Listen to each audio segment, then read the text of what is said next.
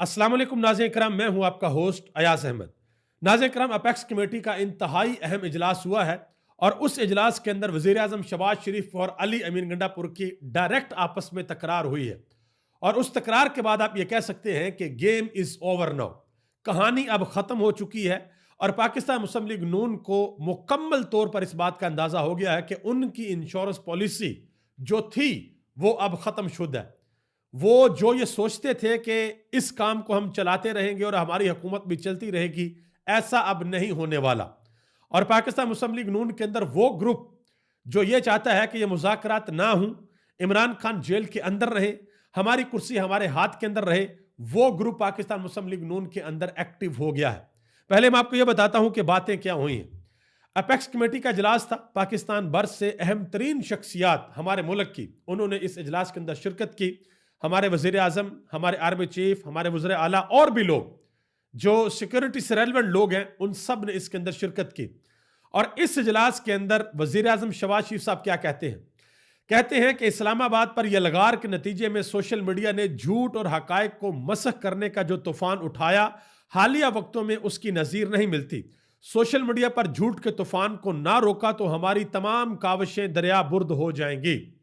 यानी कि जो इस्लामाबाद के ऊपर यलगार हुई और जो पाकिस्तान तरीके इंसाफ कह रही है कि हमारे 13 लोगों को शहीद किया गया, जिनके जनाजे, जिनकी तस्वीर, जिनके नाम सामने हैं, जिनकी कब्रों के ऊपर उन्होंने झंडे तक लगाए हुए हैं। और पाकिस्तान तरीके इंसाफ कह रही है कि 60 के करीब लोग हमारे अभी तक गुमशुदा हैं और बहुत बड़ी तादाद के अंदर लोग हमारे जेलों के अंदर हैं। तो शहबाज शरीफ साहब कह रहे हैं कि सोशल मीडिया के ऊपर झूठ फैलाया गया, ये सही नहीं है और अगर इसको ना रोका गया तो हमारी सारी की सारी काविशें दरिया बुर्द हो जाएंगी। जब उन्होंने इस फोरम के ऊपर यह बात की तो अली अमीन गंडापुर ने फिर आगे से जवाब दिया और तमाम लोगों की मौजूदगी में जवाब दिया। उन्होंने कहा कि वजीर आजम साहब, ये जो बात आप कर रहे हैं, यह बात इस तरीके से नहीं है। मैं एक सूबे का वजीर आला हूं और एक सूबे के वजीर आला की हैसियत से मैं आपको बता रहा हूं कि जो हमारा नैरेटिव है, जो हम बातें कर रहे हैं, हम अगर 13 शहीदों की बात कर रहे हैं, हम अपने 60 गुमशुदा लोगों की बात कर रहे हैं और हम ये बात कर रहे हैं कि डी चौक के अंदर आप लोगों ने गोलियां चलाई, तो आप लोगों ने गोलियां चलाई। आप इसको इस तरीके से मत कहें कि ऐसा कुछ हुआ ही नहीं है। जो हुआ है वो सारी दुनिया के सामने है। और अब लोग ये कह रहे हैं कि भाई इसके बाद शहबाज शरीफ साहब जो हैं वो अच्छे खासे गुस्से के अंदर भी नजर आए। अली अमीन गंडापुर ने बाहर निकलकर प्रेस कॉन्फ्रेंस भी की। उन्होंने कहा कि ऐसे फोरम पर वजीर आजम को यह बात नहीं करनी चाहिए थी जो उन्होंने बात की है 26 नवंबर के हवाले से। मजीद उन्होंने कहा कि दहशत गर्दी किसी सूरत में बर्दाश्त नहीं की जाएगी। अली अमीन गंडापुर ने कहा, उन्होंने कहा कि फौजी ऑपरेशन एजेंडे का हिस्सा नहीं था, अगर होता भी तो इजाजत ना देते। अफगानिस्तान के साथ हमारे जो मामलात हैं, मैंने जिरगे की तजवीज दी है, यानी कि बातचीत के जरिए मामलात को हल किया जाए। दूसरी तरफ एक अहम तरीन प्रेस कॉन्फ्रेंस की है इमरान खान के इत्तेहादियों ने और मुश्किल वक्त में इमरान खान को ये बेहतरीन और जबरदस्त इत्तेहादी और दोस्त मिले हैं। ऐसे लोग के जिनके ऊपर इमरान खान अभी तक बहुत ज्यादा एतमाद कर रहे हैं। एक उसमें महमूद खान अचकजई हैं, अलामा राजा नासर अब्बास हैं और साहबजादा हामिद रजा हैं। ये 3 लोग ऐसे हैं कि जिनकी लाइन, जिनका बात करने का तरीका और अपना पॉइंट ऑफ व्यू रखने का वही तरीका है जो इमरान खान का है। यानी कि किसी किस्म की कोई लचक नहीं, टू द पॉइंट सीधी बात करते हैं। और आज उन्होंने बहुत बड़ा इंकिशाफ किया है। महमूद खान अचकजई ने नून लीग के हवाले से और जो हमारे स्पीकर कौमी असम्बली हैं सरदार अयाज सादक, उनके हवाले से एक बहुत बड़ा इंकिशाफ किया है। उन्होंने कहा कि इमरान खान के हर फैसले के साथ खड़े हैं। मुज़ाकरात का फैसला इमरान खान का बड़ापन है। वो जेल में कैद है लेकिन वो जीत चुका है। उसको पाकिस्तान के पूरे निजाम के ऊपर, पाकिस्तान के सिस्टम के ऊपर, पाकिस्तान की तमाम सियासी जमातों के ऊपर इमरान खान को इखलाक की बरतरी हासिल है। उन्होंने कहा कि एस्टेब्लिशमेंट चाहती है कि मुज़ाकरात हों, एस्टेब्लिशमेंट इमरान खान से जान छड़वाना चाहती है। यह बात अलामा राजा नासर अब्बास ने की है। इसके अलावा जो महमूद खान अचकजई ने बहुत बड़ा इंकिशाफ किया, उन्होंने कहा कि सरदार अयाज सादक ये जब अपने घर से निकलता है तो 4 कुल पढ़कर निकलता है। उन्होंने कहा कि इस बंदे को कहें कि 4 कुलों के ऊपर हाथ रख कर यह गवाही दे कि जब तुम कोयटा गए थे तो क्या तुमने वहां पर अपने लोगों को नहीं कहा था कि हमारी सेटिंग हो गई है, हमारी बातचीत हो गई है और फलां फलां फलां फलां बंदा है, उनके साथ राब्ते में रहो, हमारी हुकूमत आ रही है। तो ये एक बड़ी अहम बात उन्होंने बताई है। उम्मीद है कि सरदार अयाज सादक साहब इसके ऊपर जरूर रिस्पॉन्ड करेंगे। अब आगे आ जाए, एक और बहुत बड़ी डेवलपमेंट हुई। आपको पता पाकिस्तान के अंदर कुछ ऐसे सहाफी हैं जो ये दावा करते हैं कि भाई इमरान खान के साथ अब ये होगा, इमरान खान के साथ अब ये होगा, इमरान खान का मिलिट्री ट्रायल होगा, इमरान खान को कोई माफी नहीं मिलेगी, 9 मई का मास्टरमाइंड जो है वो उसको किसी सूरत नहीं छोड़ा जाएगा। हसन अयूब उर्फ रावी भाई, वो भी उनके अंदर शामिल है।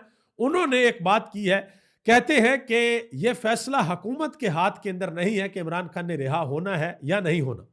फिर कहा कि बानी पीटीआई बरी भी हो सकते हैं, यानी कि अदालतों के जरिए उनको रिहाई मिल सकती है। तो अगर ये लोग इस तरह की बातें करना शुरू हो गए हैं तो इसका मतलब है कि वाकई गेम इज ओवर नो।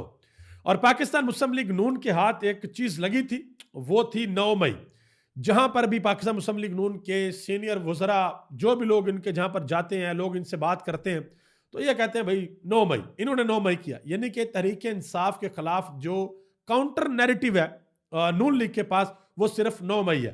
अब 9 मई के मामले के ऊपर सुप्रीम कोर्ट से फैसला आया, मिलिट्री कोर्ट ने सजाएं सुनाई, सजाएं सुनाने के बाद तकरीबन 67 लोगों ने रहम की अपील दायर की, उनमें से 19 की मंजूर कर ली गई, बाकी को कोर्ट ऑफ अपील के अंदर भेज दिया गया। वो 19 लोग जब बाहर निकले हैं तो पाकिस्तान मुस्लिम लीग नून ये सोच रही थी कि वो लोग बाहर निकलेंगे और बाहर निकलकर ये कहेंगे कि इमरान खान ने हमारी जिंदगियां बर्बाद कर दी हैं, 2 साल हमारी जिंदगियों के जाया हो गए हैं और हम दोबारा एहतजाज के लिए नहीं निकलेंगे, हम इमरान खान की कॉल के ऊपर। ये ऐसा नून लीग वाले सोच रहे थे, लेकिन भाई काम तो सारे का सारा उलट हो गया। वो एक वीडियो आ गई सनम जवेद के साथ एक लड़के की, वो बहुत ज्यादा वायरल होगी, और भी लोगों की वीडियो आ गई, इमरान खान जिंदाबाद का नारा लगा रहे हैं, वो वीडियो आ गई। तो अब नून लीग क्या कर रही है वो जरा आप देखें, वो मैं आपके सामने रखने लगा। ये एक ट्वीट किया है मलिहा हाशमी ने। उन्होंने कहा कि हुकूमती ज़राए का दावा है कि इस वक्त मरियम नवाज काफी परेशान है कि फौजी हिरासत से निकलकर आने वाले नौजवान और ज्यादा पुरजोश होकर इमरान खान के नारे लगा रहे हैं। इनका यह ख्याल था कि इन नौजवानों को जेल की सख्तियां झेल कर इमरान खान से बदजन हो जाएंगे और हम सजा माफ करके अच्छे बन जाएंगे, लेकिन यह तो उलट असर हो गया। उनमें से कोई भी इमरान खान के नजरिए से नहीं हटा, बल्कि सब के सब चट्टान बनकर खड़े हैं। मरियम नवाज कहा करती थी कि ये अब मेरा दूसरा रूप देखेंगे। पाकिस्तान के नौजवानों ने हुक्मरानों को अपना ऐसा रूप दिखाया है कि उनसे अब देखा नहीं जा रहा। पाकिस्तान वाकया बदल चुका है। इमरान खान ने जो कौमी गैरत और खुददारी का बीज बोया था वो आज एक तनावर दरख्त बन चुका है, कि जो इमरान खान ने एक बीज बोया था वो बहुत बड़ा दरख्त बन चुका है भाई, वो अब परेशानी है। उस्मा बुखारी साहब ने एक प्रेस कॉन्फ्रेंस की है, उसके अंदर उन्होंने कहा कि मजे की बात यह है कि एक टिकटॉकर खतून साथ खड़ी है, वो बालों में एक्शन मार रही है और साथ वो लड़का खड़ा गुफ्तगू कर रहा है। बलवाइयों के लिए रायत पाक फौज की तरफ से आई है, मेरे ख्याल में फौज को भी दोबारा सोचना पड़ेगा। यानी कि उन्होंने कहा कि ये जो फौज ने जो फैसला किया ये फैसला ठीक नहीं है, फौज को दोबारा सोचना पड़ेगा कि इन लोगों को छोड़ना चाहिए था या नहीं छोड़ना चाहिए था। और ये बात कर रही है, जिस टिकटॉकर खतून की बात कर रही है वो ये सनम जवेद खान की बात कर रही है। उनकी एक वीडियो वायरल हुई बहुत ज्यादा, उनके साथ एक लड़का जो कि 9 मई के मुकदमात में मिलिट्री जेल के अंदर था, फिर मिलिट्री कोर्ट से सजा हुई, फिर रहम की अपील में वो बाहर आया, उसने आकर वीडियो सारी की सारी अपनी जारी कर दी कि हमारे साथ क्या किया गया, अब हमारा क्या नजरिया है, क्या हम इमरान खान के साथ खड़े हैं नहीं खड़े। उसके ऊपर उस्मा बुखारी साहब ये करी। देखें एक चीज मैं आपको यहां पर बता दूं, एक तो एडवोकेट फैसल चौधरी ने उस्मा बुखारी साहब के हवाले से एक बात की है, पहले वो सुन ले। वो कहते हैं कि उस्मा बुखारी अपनी जबान नहीं बोलती, वो किसी का पैगाम पहुंचा रही हैं। हुकूमत में एक ग्रुप ऐसा है जो मुज़ाकरात नहीं चाहता और नहीं चाहता कि सियासी दर्जा हरारत कम हो। ख्वाजा आसफ और तलाल चौधरी उसी ग्रुप का हिस्सा है। मैं एक चीज आपको बड़े वाज़ेह तरीके से बता दूं, हुकूमत के अंदर यह ग्रुप बहुत बड़ा है, जिनकी ख्वाहिश है कि भाई कुछ भी हो जाए हमारी हुकूमत नहीं जानी चाहिए, कुर्सी और इक्तदार हमारे पास रहना चाहिए, वोट बैंक रहे ना रहे, मियां नवाज शरीफ की इज्जत रहे ना रहे, सियासी कैपिटल रहे ना रहे, लेकिन कुर्सी हमारे पास रहनी चाहिए। लेकिन मेरा ख्याल है ये नहीं सोचते कि अगर इन्होंने कुर्सी अपने पास रखनी है तो फिर आगे क्या करना है, क्या आगे अपनी सियासत को हमेशा हमेशा के लिए खत्म करना है। यह बड़ी इंपॉर्टेंट चीज है। जरा दूरअंदेशी के साथ सोचें कि आप लोगों को क्या करना चाहिए और आप लोग क्या कर रहे हैं, यह बड़ी इंपॉर्टेंट बात है।